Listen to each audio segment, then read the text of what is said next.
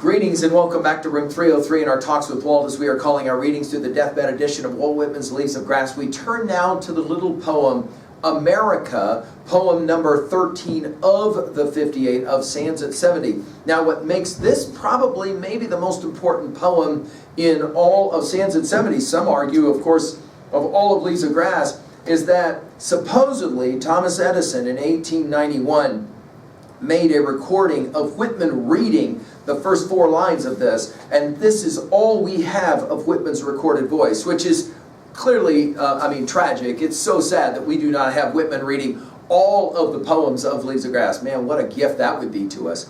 Now, of course, the poem is named America, and we saw this for the first time in the poem To Foreign Lands, to define America, her athletic democracy, and that's a good introduction to this poem. 92 times, roughly speaking, the word America or some cognate of it, some derivative of it, is used in Leaves of Grass. So think of it. In a poem, a collection of poems, Leaves of Grass, the word America is only going to get used less than 100 times, which, as I said, every time he uses it, it is significant. Now, our assumptions are that you've been following our stuff at learnstrong.net, down that left-hand side, Talks with Walt, our playlist, right up and including a set of introductory comments that were introductory to Stanza 70. We just finished with First Dandelion. Now, our Nortons will tell us that this one was first published in the New York Herald, February 11th, 1880. And the referencing here is so important with Thou Mother with Her Equal Brood, and also To Day and Thee, a poem that will be coming in his patriotic celebration of America. Now again, we're going to see here Whitman addressing America as a mother. Of course, we saw this in Thy Mother with Thy Equal Brood. And it is a one-sentence poem, as we'll take a look at it.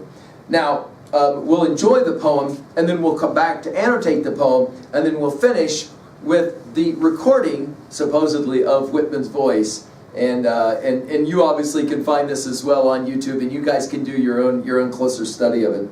Center of equal daughters, equal sons, all alike, endeared, grown, ungrown, young or old, strong, ample, fair, enduring, capable, rich, perennial with the earth, with freedom, law, and love, a grand, sane, towering, seated mother, chaired in the adamant of time.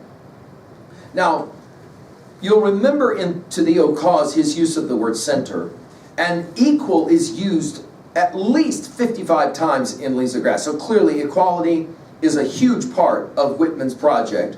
Notice it's equal daughters, equal sons. We always have that kind of back and forth. Again, often it is daughters mentioned before sons.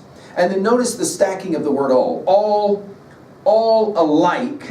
And then he'll use the word endeared, which will take us back to Mother with Thy Equal Brood, number 5. Notice grown, ungrown, young or old. In other words, the idea of potentialities and growth. We've seen this so regularly in Leaves of Grass that by the time we hit this poem at the end of Leaves of Grass, it isn't unusual for us. Notice the stacking of 3 and 3 to provide the 6. Strong, ample, fair. There's your first 3. Enduring, capable, rich. There's your second 3. Nice balancing, right, that's happening. Perennial will take us back, For Him I Sing, with the, notice, capitalizations. Earth with freedom, law, and love. There's your next 3. All the caps will help to set this up. A grand, sane. It's interesting he would use the word sane.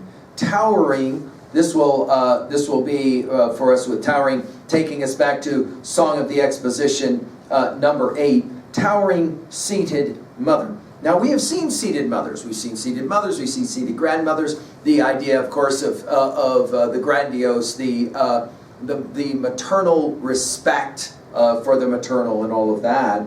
Notice chaired, as seated, chaired, in the adamant of time. Now, this is interesting, the paradox. The adamant, the absoluteness of time, and of course time is never absolute. So there's this strange kind of way of paradoxically finishing this poem to celebrate America, as in America has always been a part of the flux of time, and yet somehow is the adamant of time as well. It's kind of remarkable the way he plays that game. Of course, at 2A, we're arguing that America has always been about equality and always should be about equality. At 2B, note all the oral tendencies that are present here, and a number of scholars have pointed this out. You've got kind of this cataloging, and when you hear him read this, you'll hear that he pauses a little bit after each one. The parallel structuring we pointed out, the 6 with 3 with 3. The homostasis, or the paradoxical nature of the adamant of time. Now that we have a few seconds, let's just enjoy now Whitman's reading of this poem. It's difficult to hear, and we may have already kind of shown this to you, but let's go ahead and enjoy it one more time. Here we go. People daughter, people son, so whatever life indeed, low, hungry, young or old, wrong, tender, fair, enduring, fruitful, good. The Romeo would be heard with freedom, law, and love. Now, notice his use of the pause as he does his reading, and then also notice the inflection in the words. If this is in fact Whitman, which we kind of assume that it is, it's ample. Did you see it? So you've got that interesting. Go back and study it on your own. It is a fascinating thing to try and study these few lines, and obviously it leaves us longing. Can we say that? Longing for more of this type of recording. Finally, down to just finish at 3b, do you believe in the idea of the towering seated mother that is America? And do you think that this mother, this America, will in fact survive all of her challenges? And of course, we could also ask you at 3b, what do you think of the reading of this, of what we think is Whitman's voice? Man, chats or talks with Walt, we'd love to hear more of that voice, wouldn't we? Thank you.